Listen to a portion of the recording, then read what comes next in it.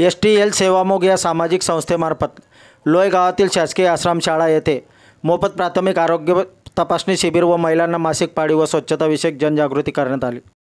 त्यात शाळेतील मुलींना नर्स सुरेखा वडवी यांनी मासिक पाळीविषयी जनजागृती केली व डॉक्टर अर्जुन लालचंदानी यांनी स्वच्छताविषयी प्रॅक्टिकल करून दाखवले।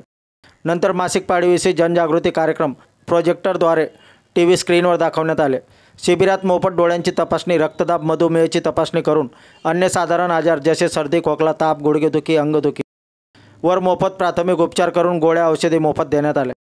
शिबिरात 125 स्त्री पुरुष मुलींची तपासणी करण्यात आली। त्यात डॉक्टर अर्जुन लालचंदानी, नर्स सुरेखा वडवी, समन्वयक हर्षल बागले, ऑफिस इंचार्ज वैभव वसईकर, ऑर्थोपेडिक नागेश गांगुर्डे, चालक कुशाल वडवी यांनी सहभाग नोंदवला। आपल्या परिवर्तन 24 न्यूजसाठी लाला चव्हाण, शहादा तालुका प्रतिनिधी।